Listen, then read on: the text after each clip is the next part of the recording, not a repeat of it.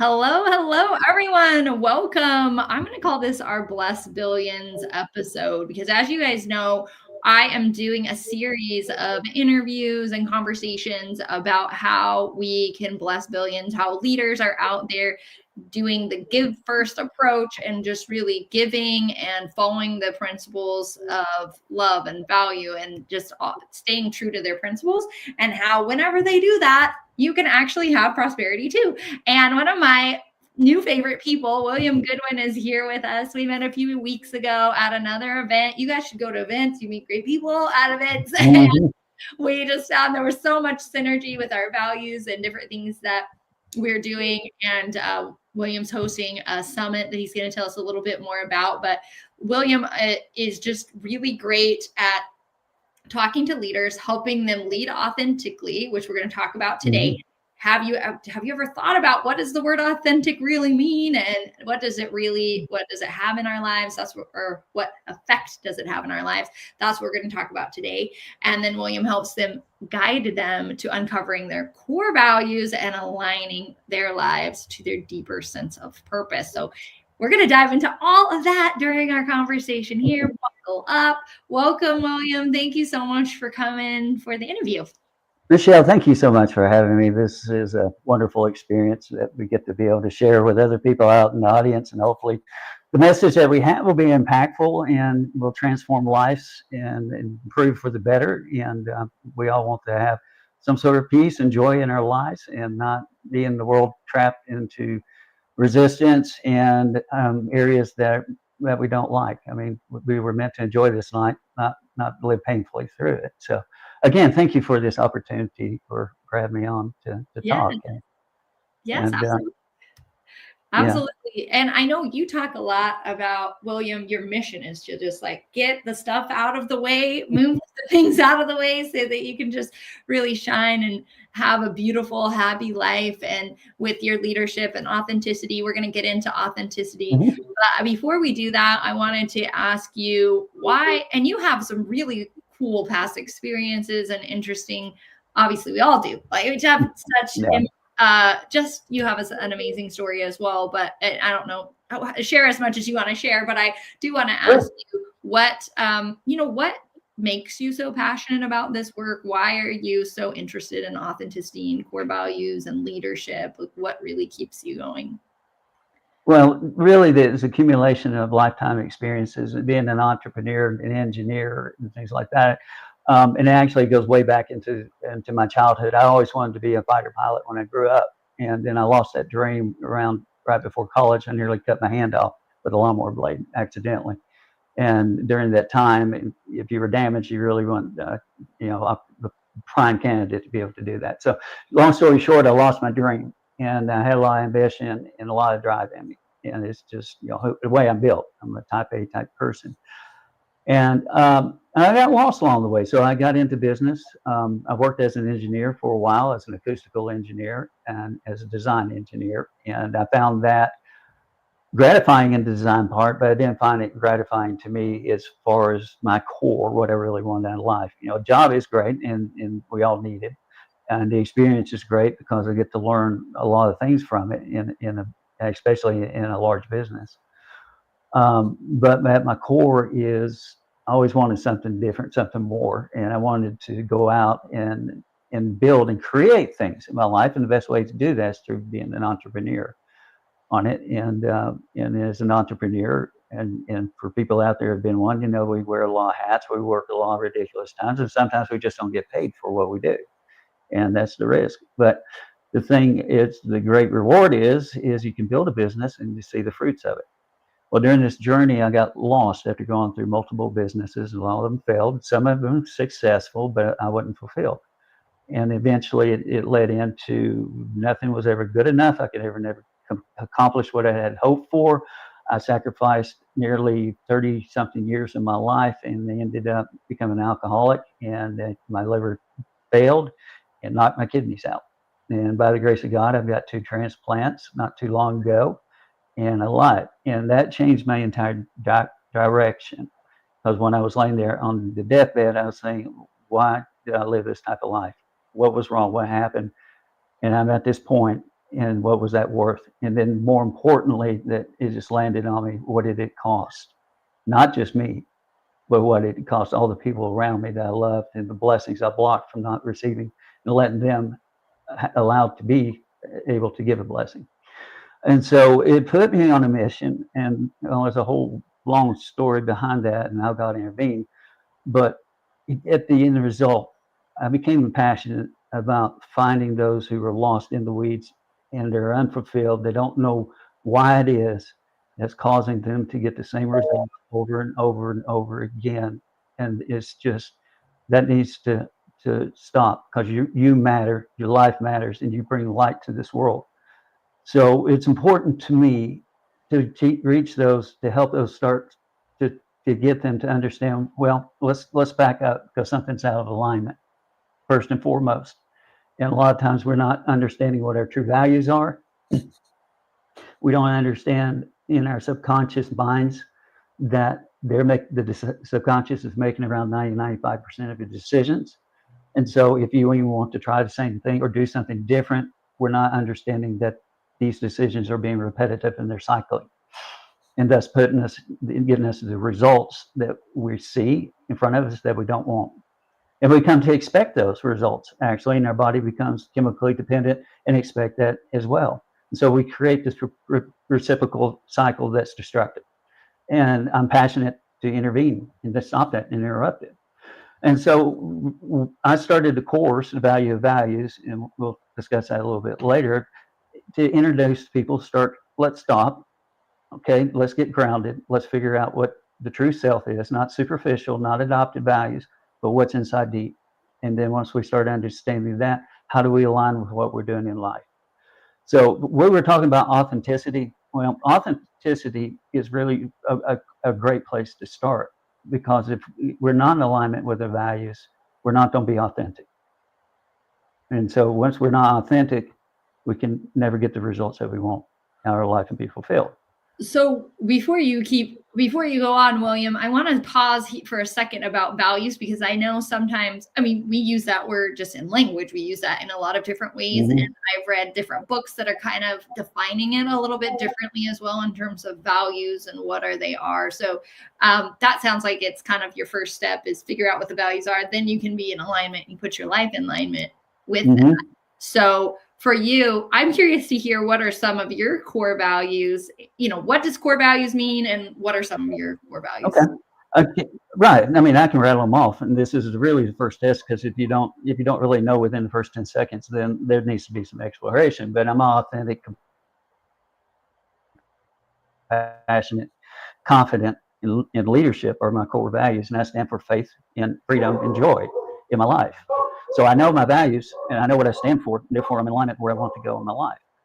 So it becomes a very simple thing once you understand it. And it takes a little while to bubble all that up. But if I'm going to be authentic, then I need to be in integrity and accountability, and I need to be self-aware of that. I need to be vulnerable. I need to have courage in facing things to be authentic. So any one of those little details that come out of alignment, then I'm not authentic anymore.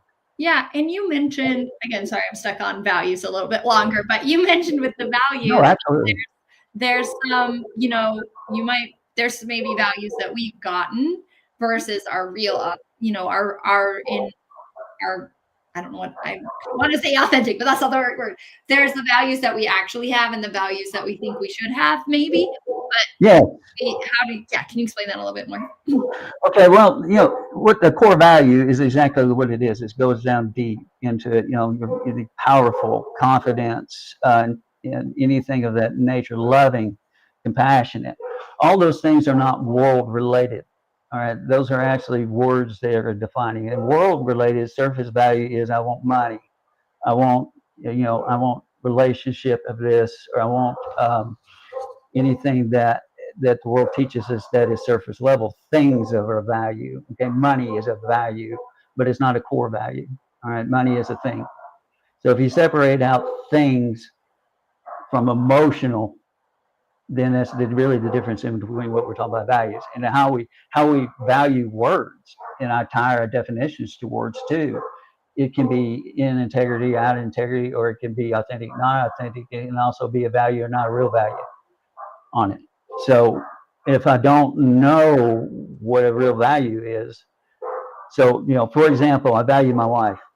I value my kids. I value the love and the connection. Those are real values. I have a relationship of the value to currency or money. Well, that's just a surface level thing. That's all it is a thing. So it's not a driving force. Sometimes money is a driving force, but it's not the core value. All right. Does that make sense? Kind of drilling down into what a value is an emotional response to something that is in receiving of an input to a connection or a situation. Okay, so in a value actually drives my decisions. All right, so I make decisions based on my values, whether it's surface level or if it's core level. And I know if it's surface level is not meaningful enough to get what you're looking for in life, it's not going to result in peace and joy and fulfillment. Okay, and this is really fascinating actually, because I had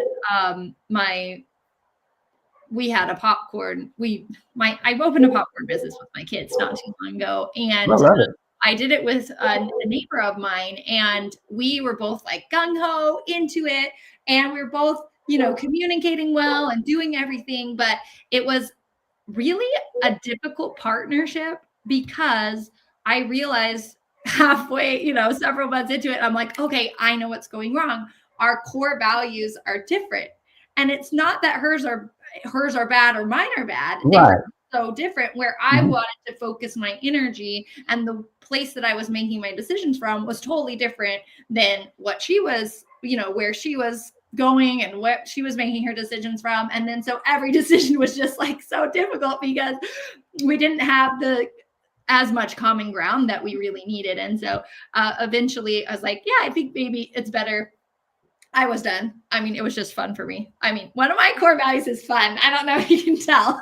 Yeah, fun and enjoy, that's the thing, but more importantly, you just hit the head on, the nail on the head with that. It's once you understand your values, you know where you stand. Okay, that way you can be authentic about yourself. And so when we meet somebody that has different values, well, we can start understanding what their values are. Actually, it becomes a way of communication that we'd never had before. Because if we don't know the values and we don't know how to connect and we don't know their values, then you get exactly that. We're have headbutting and come out with resistance and frustrations and all those type of things. And when we understand and respect each other's values because we know them, we actually can communicate in a more meaningful and deep way. That actually results in become very productive, and it opens the ability to communicate to different people. Yeah, well, and our solution was, we were able, like, once I figured that out, it's like, oh, okay, this is where you're coming at it from. This is why I'm coming at it this way. And we were able to settle a lot of things. And yeah, just exactly what you're saying, have way better communication, way less misunderstandings. It was so much better. I think eventually we just decided, oh, okay, it's probably, it's just probably going to be better. I'm ready to just let go and you can kind of continue on with it. But to your point, exactly, it was just so much, it's that frame where it was so much easier to understand where people are coming from. And so once people do define their values, then you said you've been talking authenticity this whole time. And whenever we were talking right before this too, you mentioned really what's the definition of authenticity, or how does, it's a couple different things combined. So can you tell us a little more about that too? Well, yeah, absolutely. The being authentic is being true. Okay, so for one thing is you need to be integrity with your words that you're speaking. All right, so when I tell somebody I want to do something, okay, I need to be careful what I'm committing to, because a lot of times, and I know my past self, when I'd say I was going to do it, then I want to please everybody, and then I wouldn't have time to do what I said I was going to do. I'm out of integrity, which means now I'm accountable for that. All right. So an accountability is not, I don't take responsibility, because taking responsibility is not something that you take off the shelf. It's being responsible. All right. So what being responsible means is I own it. All right. And I own everything about it, and I'm not going to deflect it. And there's power in that because when you say that I own it, then there's freedom that it don't matter what outcome's going to happen, your integrity and you're accountable for all this. And because you're responsible, now you're in the respect of other people because they understand that you're not going to deceive them.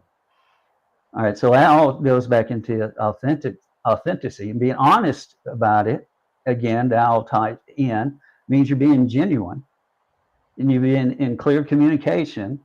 You don't have to think about what you said about 10 minutes ago and if it was correct what I just said now. I don't worry about it. I release it. Okay, so it's out there. The energy's released. It's going to come to neutral at some point, and there's consequences. Oh, great. We all pay consequences one way or another. It could be now or it could be later. And then the more you wait, I mean, I know I was taught the more you wait and hide these things and not be honest, the more the cost is going to be. So might as well just get it out of the way. So, and then, be self-aware of why it happened. Okay. And this is where a lot of people get really, really confused on it is, okay, it happened. And a lot of times we feel shame because we did something wrong. We feel bad. Okay. Well, we need to emotionally experience those things and feel it because those are consequences. And that's what keeps you from repeating it.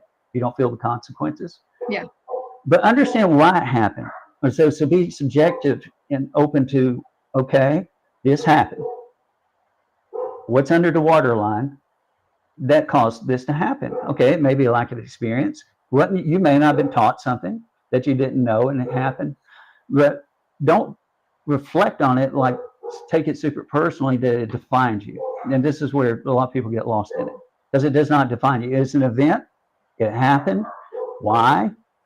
What's behind it? Look at it from a subconscious level. Because once you start looking at this, and if you see those things that happen in your life, you might just see that they're happening over and over and over again elsewhere throughout your life. And then that's when you become self-aware of everything. Then you have the ability now to start changing that behavior and getting out of that situation so it doesn't keep reoccurring, if that makes sense. Yes. Yeah. And I think we were talking a little bit too about, okay, how right before we got on, how sometimes you get caught up in a conversation before you hit the button. Well, so we were talking before we got on how, it's like that barrier. I used to call it the belief bubble. Like there's like this invisible bubble that you live in. And then when you start walking towards something new, you just crash into it. And everybody's like, yeah. And then it takes you in a circle, doesn't it? So then you just can't figure out like, what is that? Why do I keep running into this and then going back around in a circle? And, I bumped into one of those this week. And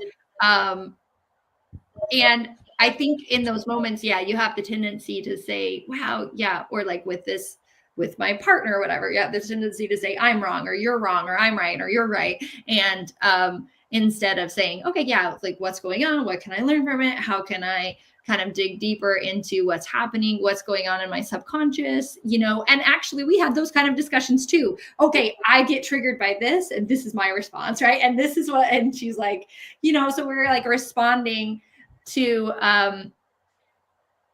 anyways, because you mentioned people pleasing. So I kind of have a tendency when challenged to just like back down, and especially people with really, really strong minds. I'm so open-minded that in the moment I'm just like, I can't answer right now, and so, just different tendencies that we have. And also because of past experiences. And I can see how that can really relate. Right. History, a couple of things I want to point out that you mentioned really that come down to it. Well, we carry history with us, and that in our own minds define us. If you could ever think for yourself, if I've just lost my history, I'm a new person. Okay. I've just renewed today. I'm no longer that person yesterday. All right. So if that no longer is serving you in the right way, let's just put it back. And we don't have to acknowledge it. We don't have to carry it forward and just do it right now. Today's a new day. And today I am this person. I'm declaring I'm this person. And this history no longer affects me. And so I get a new outcome just starting on that. Secondly, you said respond, which is also a core to responsibility. Mm-hmm. And so if we look at responsibility, and in my case that I've learned, when somebody said you're responsible, meant shame, guilt, I did something wrong. Well, I'm also responsible for creating something beautiful in my life. I'm also responsible for helping people see things they hadn't seen before, their blind spots, and transform their life. So responsibility is a neutral word in a sense that how we respond to. And the ability is the part about how we did with the response. So it's how we look at the word. And then more importantly, too, that when we're talking about right, we have a horrible Yes. human nature that we have to be right, whether we're wrong or not. All right. When you get to a spot when you don't have to be right, your life changes because we're no longer in a defense position. We're not trying to convince other people that we're right. We start becoming great listeners and understand that we don't have to respond to prove our point. We come to an open communication, authentic communication about this. So this is a real key factor because, even when we think we're right and then all of a sudden we know we're not right, we're still defending that we are right. And then what we base on truth may not be the truth. Yeah, or your brain's like coming up with these ways that you're still right. Yeah, exactly. It's like making up these. And it's because you're defending yourself. And so, I mean, if you really look at it from another perspective, when in Newton's law, for every force, there's an equal and opposite reactive force. Okay. So when we apply force in a communication, let's say that I want you to believe what I'm trying to tell you to believe, that's a force. All right. Well, if there's an equal and opposite force, that means there's called resistance. So what I just described right now was not applying force because I don't have a need to be right. I'm open to a neutral conversation about it. So now the other person has a chance to actually speak and we have an authentic conversation, and whether it doesn't matter we're right or wrong on it. And this comes with values because our values are not right or wrong for the most part. They are who we are. Mm-hmm. Yeah. But I'm not going to defend my values because I know my values or I own my values and that's who I am, authentic to it. And that's maybe you agree or disagree with those values. That's fantastic. Right. It really is. And you're made to follow those values and to create value in the world by following your values. And, I'm made to do it in a different way and somebody else is made to do it in a different way, and not to bring a whole political discussion into it. But I feel like politics is just the clashing of values because that's why politics is just so loud, is because it's like, well, these people just have these values and these people have these values. And it's not necessarily like that person's right and wrong, quote unquote, and this person's right and wrong. And it's just, we get so caught up in being right that we don't see the value of their values and how they have a place. Exactly. People exactly have a place. And anyways, we could go on and on, but I think just in our personal lives as well. I mean, just an example, and this isn't necessarily a value, but, I'm more of a big picture visionary type of person. And then there's other people, but I'm terrible at details. Mm-hmm. And then there's other people that are really great at details. And they're like, the detail people, okay, big picture people are like, it's the best, be a visionary, right? And the detail people are like, details are everything, that's the love is in the details. And, right. And it's like, we need both of those because, if you're so in the details, then you're not seeing the big picture and vice versa. And so I just think, yes, your values have value, and it is exactly what you said, Michelle. You're big vision, I'm big vision. And if you get into weeds and details, actually we start doing things that we don't like. And when we start doing things that we don't like is when we become unproductive, and then we start losing our momentum and our passion of what we're doing in the first place.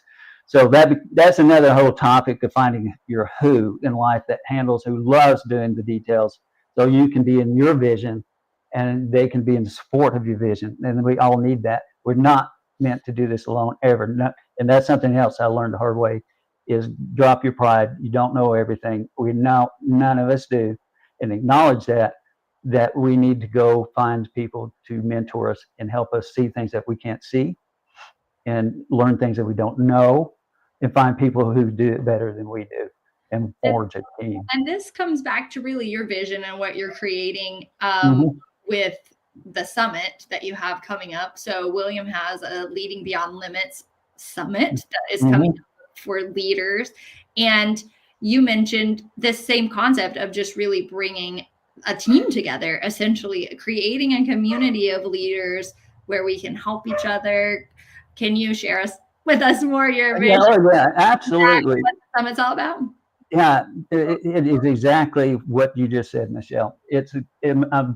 I started this journey of putting the summit together, and my idea was to lead a review, basically to lead beyond limits, to find blind spots, what's holding you back, what you don't know is what you don't know, and all those things to help people excel and break out of their ways of being to become what they were truly meant to be and serve a purpose and be a brighter light in this world because it's dark enough as it is, and we need more people to stand up Yes. and start to use your voice because God gave you one, and you need to be heard because you do matter. So that was the inspiration of it. And then as I was going along and meeting unique people like you, Michelle, that you open a platform for speakers to get together and meet each other and share what they offer to the world, which is a fantastic thing. Also, I'm looking, to find holistic nutrition because I know big pharma drives things that are, you see all these beautiful pictures and then all of a sudden you get the quick blurbs of how destructive it is for you. God created a lot of things on this earth holistically that heal us. And then one thing that I wanted to make sure that I had in the summit, it started at the core, started at the spirit. Because once your spirit's out of alignment, everything else into the body's gonna come out of alignment. So I found people that tended to that particular need, and a way to eat healthy and not eat junk that's killing your body. You know, there's statistics that show that at the age of 58, that's when life starts declining. And we weren't designed that way. We were actually designed biblically to go 125 years in it, if you really go back. So if you think about that, I'm right at 60 and I'm having the best years of my life right now, even after I spent most of that learning what not to do, paying a big price, my friends and family paying a huge price. Who knows what I missed?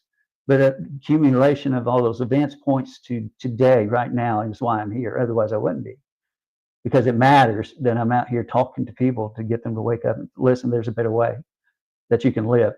And I may not be the answer for you, and that's great.